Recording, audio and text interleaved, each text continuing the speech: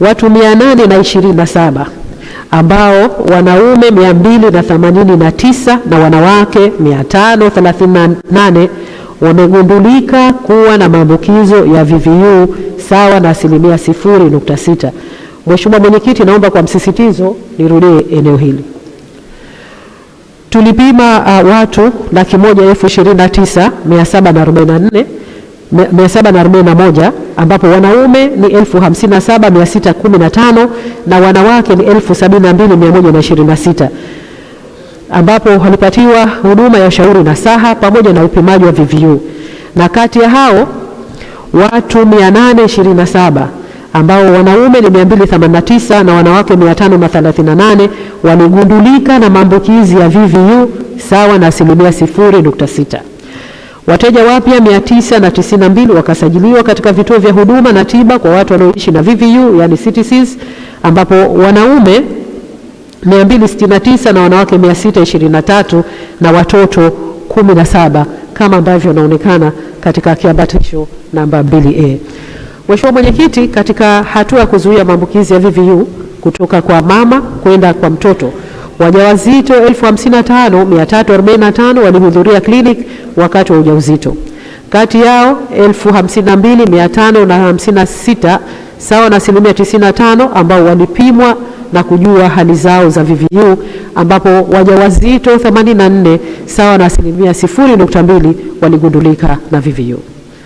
Kwa upande wa watoto wachanga, Mheshimiwa Mwenyekiti, watoto wachanga 367 walipimwa kipimo cha DNA PCR ndani ya miezi miwili, ambapo maambukizi yaligundulika kwa mtoto mmoja ikilinganishwa na watoto 351 waliopimwa mwaka 2024-2025 ambapo watoto 5 waligundulika kuwa na maambukizi ya VVU. Katika eneo la utoaji wa huduma za afya, Mheshimiwa Spika, tumekamilisha na tumeanza kutoa huduma za kibingwa za uchunguzi wa matibabu za uzibuaji wa mishipa ya moyo yani cath lab, upasuaji wa matundu madogo kwa kutumia kamera yani laparoscopic surgery katika hospitali ya Lumumba. Kuendelea kwa mashirikiano ya utoaji wa huduma bora za kibingwa na bobezi kwa kushirikiana na taasisi na wataalamu kutoka nje na ndani ya Tanzania, ikiwemo hospitali ya Benjamin Mkapa kwa ajili ya matibabu ya figo na upandikizaji wa uroto, upandikizaji nyonga na magoti bandia, matibabu ya ubongo na mishipa ya fahamu, na vile vile kwa upande wa moyo tunaendelea kuweka pacemaker. Kupungua kwa vifo vya kina mama vinavyotokana na uzazi kutoka vifo 145 kwa mwaka 2023 hadi kufikia vifo 121 kwa mwaka 2025 kwa kila vizazi hai 100,000. Tumepunguza vifo vya watoto wachanga kutoka vifo 28 kwa kila vizazi hai 1000 mwaka 2019 na kufikia vifo 26 kwa kila vizazi hai 1000 kwa mujibu ya malengo ya dira mwaka 2050, na sasa tumefikia vifo 12 Mheshimiwa kwa kila vizazi hai, ambapo tunakwenda sambamba na lengo la SDGs ifikapo mwaka 2030. Tumeimarisha uwezo na utayari wa kukabiliana na majanga, mlipuko na matukio mengine ya kiafya. Tumeendeleza mapambano ya maradhi ya kuambukiza na sio ambukiza, na vile vile Mheshimiwa Spika, tumeongeza idadi ya tafiti za afya kwa kuzingatia ajenda za nchi na kufanya uchambuzi wa tafiti hizo kwa lengo la kutunga sera na miongozo ili kuimarisha huduma. Katika uimarishaji wa miundombinu ya afya katika ngazi zote za utoaji wa huduma, Wizara ya Afya imeweza kuimarisha ifuatayo: kukamilika na kutumika kwa nyumba za wafanyakazi katika hospitali ya Kitogani, Mwera Pongwe, Pangatupu kwa upande wa Unguja na hospitali ya Kijasini kwa upande wa Pemba. Kukamilika kwa ujenzi, kufunga vifaa tiba na kuanza utoaji wa huduma kwenye hospitali ya wagonjwa wa afya akili Pandani Pemba na kituo cha afya Kindoni Unguja. Kukamilika kwa ujenzi wa vituo vya afya ambapo vituo vya afya yani health centers 6 ambavyo viko Magomeni Wanderers, Sebleni, Tunguu na Tumbatu kwa Unguja na Jadida kwa Pemba. Kuanza kwa mradi wa ujenzi wa hospitali za mkoa wa Kaskazini Mahonda na vituo vya afya ikiwemo vituo vya afya 10 ambavyo viko Kojani, Welezo, Mtoni Basra, Maziwa Ng'ombe, Fuoni na Jang'ombe.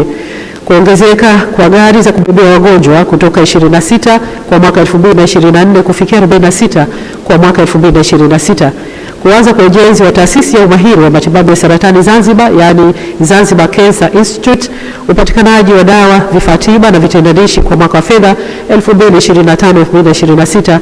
Hali ya upatikanaji wa dawa na vifaa tiba kwa ngazi ya vituo vya afya ya msingi vimefikia 83.7 kutoka 80% kwa mwaka wa fedha 2024-2025. Aidha, katika hospitali za wilaya na mikoa upatikanaji wa dawa umeongezeka kutoka 95% ya malengo na kufikia 97%. Katika kipindi cha miaka mitano iliyopita, Rais wa Zanzibar na Mwenyekiti wa Baraza la Mapinduzi Dr. Hussein Ali Mwinyi aliwekeza takriban bilioni 130 katika sekta ya afya, ambayo nyingi au zote fedha hizo zinaenda katika miundombinu ikiwemo ujenzi wa hospitali za wilaya na moja ya mkoa. Lakini kwa mwaka huu 2026 mpaka ikifika mwaka 2030, Serikali ya Mapinduzi ya Zanzibar itawekeza jumla ya shilingi za Kitanzania trilioni 1.016. Sasa ndo tumeanza, baadhi ya vitu tumeviweka kwenye bajeti hii, na bajeti hii ya mwaka huu inatofautiana vipi na ile iliyopita. Ya mwaka huu imeongezeka kutoka bilioni 368 fedha za Kitanzania mpaka bilioni 405, ambao ongezeko la 10.3%. Na fedha hizi zinaenda katika mambo mengi ya sekta ya afya, lakini nitataja machache. Kuna swala la ujenzi, yani miundombinu kwa ujumla. Tunatarajia tutajenga hospitali 4 zilizobakia za mkoa Unguja na Pemba kukamilisha mzunguko mzima wa huduma za rufaa kwa nchi yetu. Lakini vile vile fedha hizi nyingine zitaenda katika ukarabati, utanuzi wa hospitali ya Mnazi Mmoja ambao kwa sasa imefungwa. Lakini fedha hizi vile vile zinaenda kuanza mchakato mzima wa ujenzi wa wanasema vituo au hospitali za specialization, yani specialist hospital. Tunaanza na ya saratani ambayo itajengwa kule Binguni, ambao kwa sasa hivi tunavyozungumza mkandarasi kashapewa site na anaendelea. Lakini vile vile tunaenda kuimarisha huduma. Kwa miaka mingi tumekuwa wagonjwa wa maradhi ya saratani tunawapeleka Dar es Salaam, maradhi ya moyo tunawapeleka, hatukuwa na facility kabisa ya matibabu ya maradhi hayo. Lakini hivi sasa tunavyozungumza tuna cath lab, yani catheterization laboratory ipo Lumumba, inaendelea kuimarishwa na wananchi wetu wameshaanza kupata huduma. Na tunatarajia huduma hapo Lumumba tutaweza kujenga kituo cha kutibu maradhi ya kisukari, ambao watu wote sasa hivi hatutalazimika kwa hali ile ambayo critical ya kisukari kuwapeleka nje ya Zanzibar, watakuwa wanatibiwa hapo Lumumba. Huduma ya afya na ni bima ya afya inaendelea, na kuna juhudi kubwa sana serikali imefanya katika kuwafikishia wananchi taarifa juu ya utaratibu, na mara nyingi huduma ya bima ya afya inaendana sambamba na utaratibu au mfumo wa rufaa. Wananchi wetu mara nyingi wamezoea anatoka huku chini anaenda juu, lakini kwa mfumo wa rufaa lazima apite dispensary, aje kwenye health center, ndipo aende hospitali ya wilaya. Sasa elimu wanaendelea nayo au bima ya afya kuwaambia wananchi wetu, lakini kikubwa tulichokifanya ni mambo makubwa mawili, hasa katika kuwa na Unified Health Information System. Ni mfumo wa kidijitali ambao unarahisisha au unaondoa urasimu. Kwa mfano tunatumia Zanzibar Electronic Medical Record, ambao mwananchi halazimiki tena kutumia madaftari. Sasa hivi anaenda kwenye kituo chochote, akienda rekodi zake zipo, anatoka service point zote katika kile kituo, anakuwa anaratibiwa, image zote zipo katika system. Lakini vile vile katika matumizi hayo ya mifumo ya kidijitali katika afya tunatumia Zanzibar Human Resource for Health System. Yani watumishi wa Wizara ya Afya hawalazimiki tena kuja wizarani kwa ajili ya huduma za management, yani za kiutendaji, ruhusa za kwenda kusoma, likizo na huduma zote ambazo zilikuwa zinawalazimisha wao kuja wizarani kufuatilia faili kuchelewa, hawalazimiki. Popote walipo sasa hivi kwa kutumia simu zao au kompyuta wanaweza wakapata hizo huduma. Kwa hiyo utakuta miongoni mwa mambo ambayo tumeyafikiria ambayo tunaenda nayo katika mwaka ujao, digital health imekuwa muhimu na ina eneo kubwa sana katika swala zima la kuboresha huduma.